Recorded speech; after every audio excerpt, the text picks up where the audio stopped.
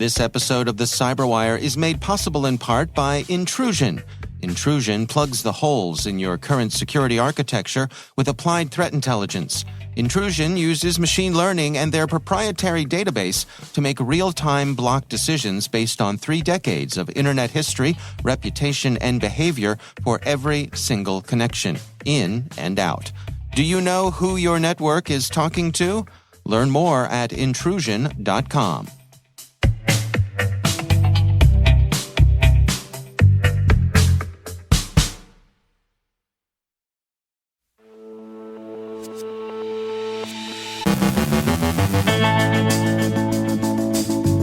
SentinelSneak is out in the wild. XLLs for malware delivery. CERT-UA warns of attacks against the Delta Situational Awareness System.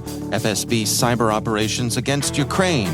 Mr. Security Answer Person John Pescatore offers his sage wisdom. Microsoft's Ann Johnson from Afternoon Cyber Tea speaks with Dr. Chenxi Wang from Rain Capital. And an unusually unpleasant sextortion campaign.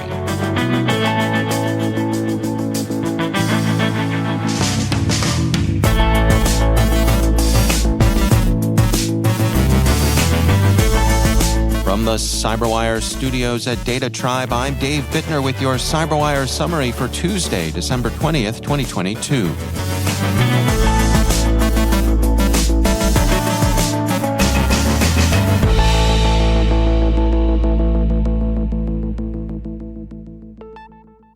Researchers have discovered a campaign they're calling SentinelSneak, a malicious Python package posing as a SentinelOne software development kit. ReversingLabs reports. Its researchers say that the package, named SentinelOne, with no connection to the security firm of the same name, was first seen in the Python package index on December 11, 2022. It's described as a fully functional SentinelOne client that has a malicious backdoor. SentinelSneak does not strike immediately after installation, Dark Reading reports. The function lies dormant until triggered into action by another program. It's noted that this shows the threat actor's desire to target the software supply chain as a way to inject compromised code into targeted systems as a beachhead for further attacks. These further attacks likely have not yet occurred, researchers say.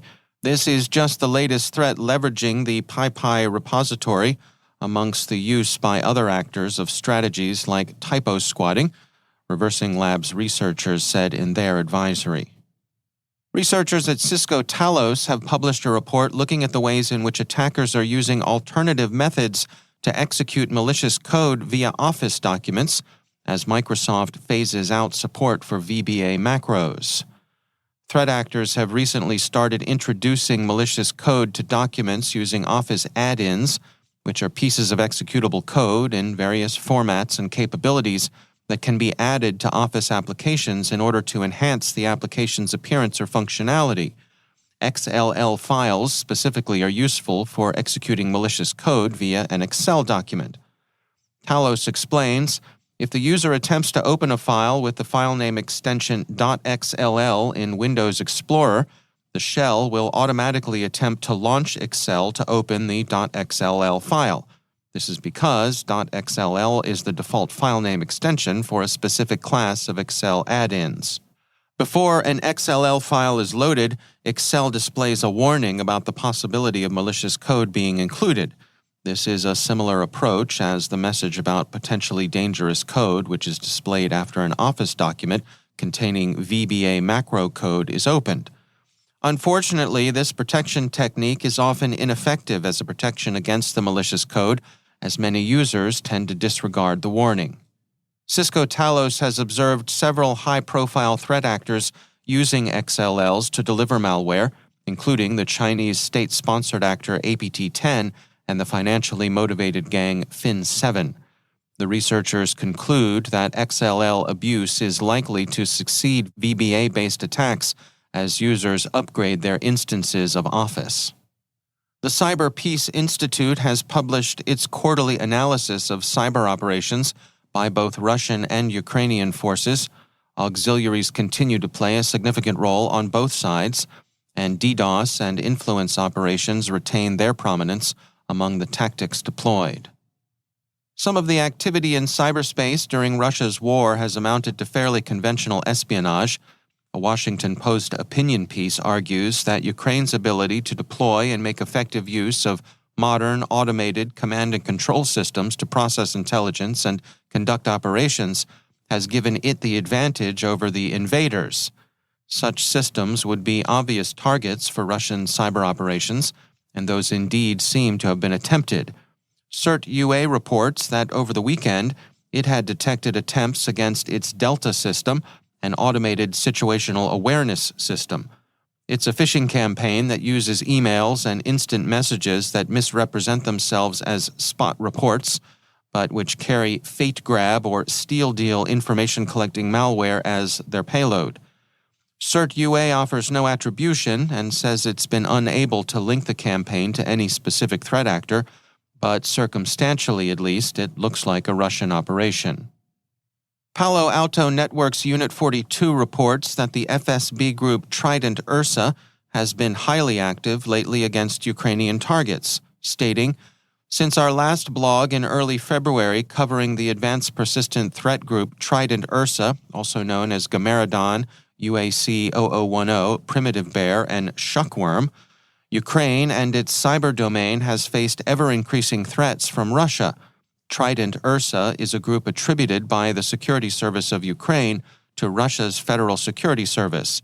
As the conflict has continued on the ground and in cyberspace, Trident Ursa has been operating as a dedicated access creator and intelligence gatherer. Trident Ursa remains one of the most pervasive, intrusive, continuously active, and focused APTs targeting Ukraine. As has often been the case, the FSB's operations are less sophisticated and more obvious than those of its sister bears, but the FSB doesn't seem to care about this. In its conclusion, Unit 42 writes, Trident Ursa remains an agile and adaptive APT that does not use overly sophisticated or complex techniques in its operations. In most cases, they rely on publicly available tools and scripts, along with a significant amount of obfuscation, as well as routine phishing attempts to successfully execute their operations.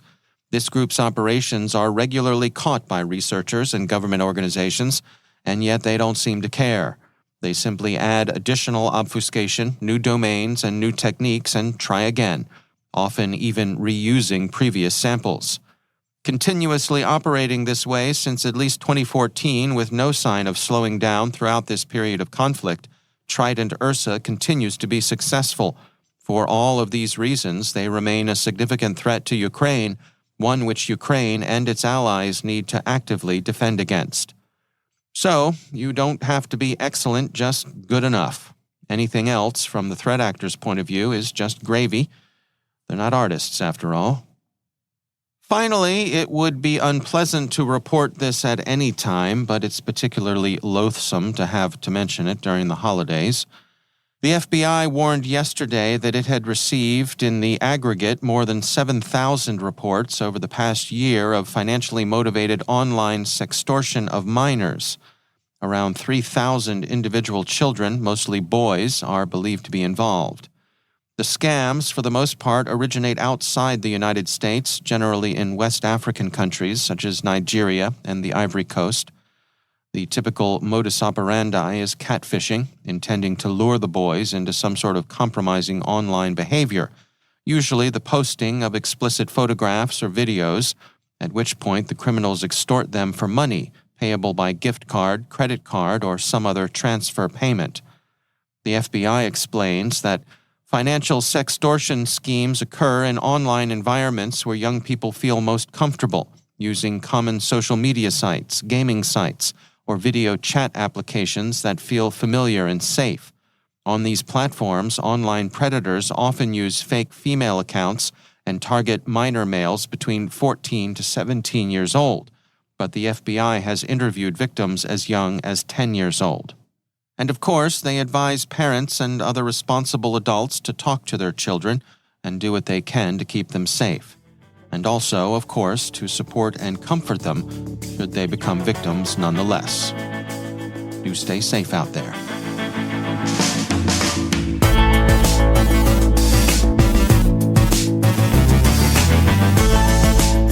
Coming up after the break, Mr. Security Answer Person John Pescatore answers your questions.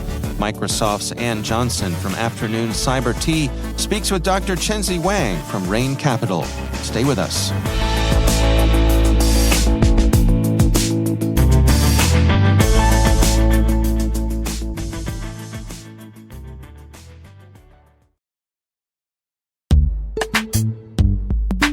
And now, a word from our sponsor, Strata. With multi-cloud, your apps and identities are distributed, making them hard to manage and secure. Strata takes all of your existing identity systems, integrates them into an identity fabric, a universal way for all your IDPs to work together. Never refactor your apps again. Never get locked into your IDP with one-to-one connectors. Identity orchestration helps you solve your biggest IAM problems, even the messy ones you thought were unsolvable. Bring Strata any IAM use case, like modernizing legacy apps to use passwordless authentication, hot switching between IDPs, or enabling identity operation resiliency. Strata's flexible, lightweight, and distributed architecture software is designed to extend the value of your identity infrastructure, no matter the complexity or scale. Share your time on a discovery call, and Strata will send you custom AirPods Pro. The multi-cloud identity wave is here, and you can ride it with Strata. Ready to learn more? Visit strata.io/cyberwire. That's strata.io/cyberwire. And we thank Strata Identity for sponsoring our show.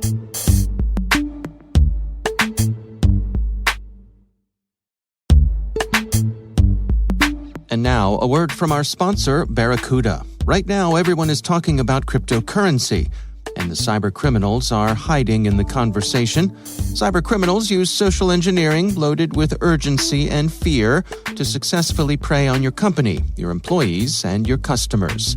Spear phishing is just one of 13 types of email threats. Barracuda has identified these 13 types and shows you how you can protect your company, your customers, and your reputation. Find out about the 13 email threat types and Barracuda email protection. Get your free ebook at barracuda.com/cyberwire. And we thank Barracuda for sponsoring our show.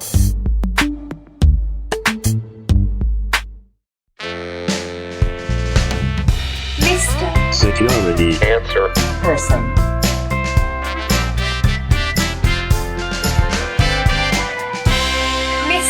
Security Answer Person. Hi, I'm John Pescatore, Mr. Security Answer Person, coming to you a week early to beat the holiday rush.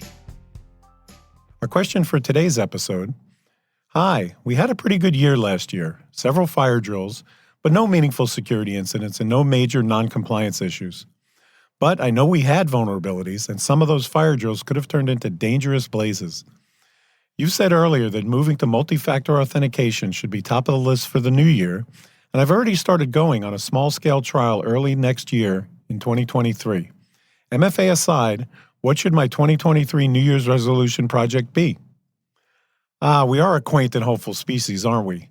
Just because we believe that pinning a fresh new calendar up on the wall somehow empowers us to eat better, get more exercise, and mitigate all of last year's vulnerabilities. But I've actually been thinking about a one-line answer to that question, and I've come up with one. Get security built into at least one non-security process in 2023. This is kind of a sneaky resolution. To many, it sounds kind of like Tom Sawyer resolving to get someone else to paint Aunt Polly's fence for him. That may be skewing old. Read your Mark Twain.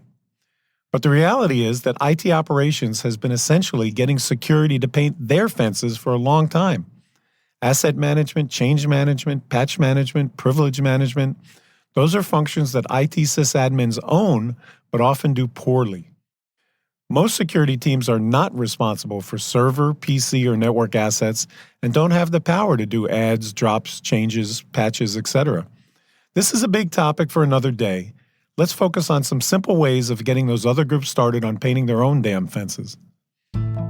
There's a relatively easy target and a harder target. Let's start with the easy one. Getting security built into cloud computing, specifically infrastructure as a service use, such as Amazon AWS, Google Cloud Platform, and Microsoft Azure. The low-hanging fruit is talking with the DevOps lead or cloud computing architect and seeing what they are planning on doing for application performance management and visibility tools. Many of those products look very similar to cloud security posture management tools. If both sides can agree to use one product together, it will grease the skids for increasing the fidelity of asset inventory and configuration monitoring in the cloud if you can work together. A bit harder, but even more powerful. Convince them to base AWS, Azure, and/or GCP infrastructure as a service on the Center for Internet Security hardened images available directly from the cloud service providers. For a reasonable increase in cost per CPU per hour, you'll be able to show big-time reductions in compliance and incident costs. If you're feeling ambitious, or the organizational tailwinds are in your favor, make friends in IT and procurement and get some key security requirements baked into all requests for proposals, evaluation criteria, and other contract material for any software development or cloud services procurements. Point to the Biden administration recent requirements around supply chain security if you need a bigger breeze to fill the sales. The SafeCode organization is a good source for information on software supply chain security, as are NIST and CISA. This can be as simple a start as requiring all software and cloud services vendors to provide evidence that they use commonly available application vulnerability testing tools and/or managed bug bounty programs. Supply chain security is like a snake swallowing a cow. You have to start somewhere. It won't happen in one big gulp. This is a great place to start. An example of this at work is the Veracode Verified program. Google Veracode Verified Directory, and you'll see 16 screens full of software companies' logos where their products have been tested by Veracode for secure software development in the absence of known vulnerabilities. Convince your organization to think of buying new software like buying a used car. These days, just about every used car purchase includes a Carfax check to find vulnerabilities before you buy the car. Let's do at least that for software. I hate to leave you on a depressing New Year's resolution note, but did you know that eating an entire can of Pringles is way more healthy than eating that enormous banana nut muffin you're eyeing at the breakfast buffet? Mr. Security Answer Person. Thanks for listening, and Happy New Year. I'm John Pescatore, Mr. Security Answer Person. Mr. Security Answer Person. Mr. Security Answer Person with John Pescatore airs the last Tuesday of each month right here on the CyberWire. Send your questions for Mr. Security Answer Person to questions@thecyberwire.com.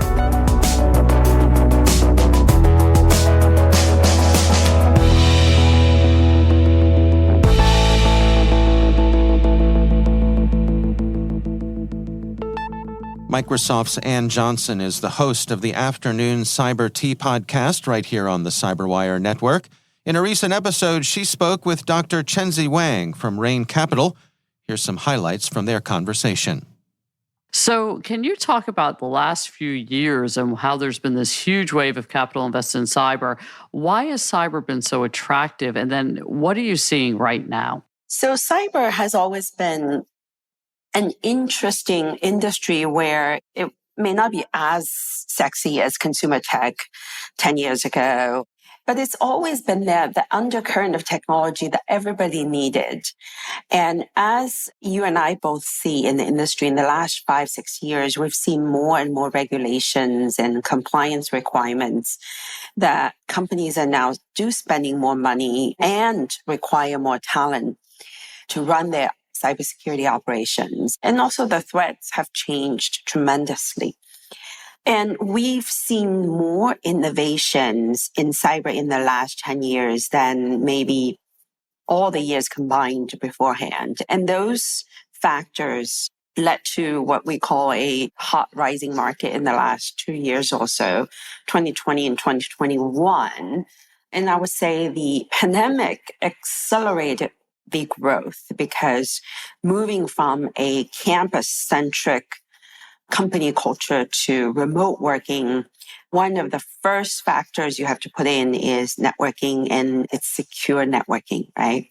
Secure remote communication, secure remote access, and all that came back to security. So we saw a tremendous growth in the requirement, in the investment in security technology through 2020 and 2021, which led to a huge infusion of capital. And I would say that's probably a little overheated the market. And we saw those unrealistic valuations in 2020 and 2021, which I think we're going through a period of correction right now. And I personally think the correction is needed. We just can't possibly grow the market at the same rate that it was in 2021. What would you be doing right now to make sure your company thrives and even survives over the next 12 to 18 months? Let's take this question apart from one is if you're raising your first set of capital as founders, what you should do. And the other one is for maybe existing founders who already raised capital, but is taking the company, wanting to take the company to the next phase of growth, and obviously may need additional capital as well as how do they sort of structure the business model. For the first part of this question is if you are founders that are raising your first set of capital, I would say the criteria of getting over the hump, acquiring your first set of capital has significantly become more stricter, meaning that you really have to bring your A game. I was just telling this to a founder that I met at reInvent just a few days ago, that it's no longer like two-person with an idea with a slide deck and somewhat interesting can raise capital. What you need to do is really do your homework and talking to potential buyers and customers of your solution, really understand what the market is asking for this type of capability, what the customer journey will be like, what are your relative positions against related products and functions out there.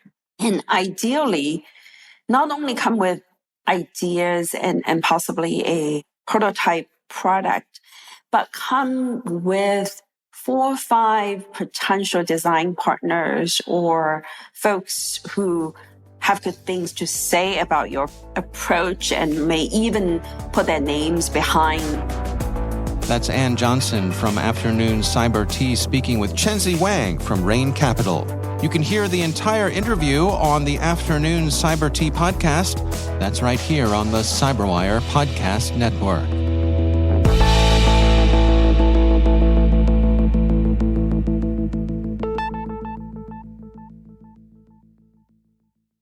Thanks to all of our sponsors for making the CyberWire possible. Find out more about sponsoring our programs at thecyberwire.com/sponsor.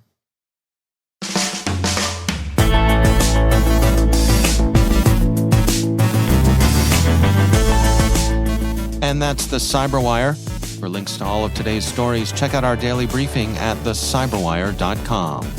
The CyberWire podcast is a production of N2K Networks, proudly produced in Maryland out of the startup studios of Data Tribe, where they're co-building the next generation of cybersecurity teams and technologies. Our amazing CyberWire team is Elliot Peltzman, Trey Hester, Brendan Karp, Eliana White, Guru Prakash, Liz Irvin, Rachel Gelfin, Tim Nodar, Joe Kerrigan, Carol Terrio, Maria Vermatsis, Ben Yellen, Nick Valecki, Millie Lardy, Gina Johnson, Bennett Moe, Catherine Murphy, Janine Daly, Jim Hoshite, Chris Russell, John Petrick, Jennifer Iben, Rick Howard, Peter Kilpie, Simone Petrella, and I'm Dave Bittner. Thanks for listening. We'll see you back here tomorrow.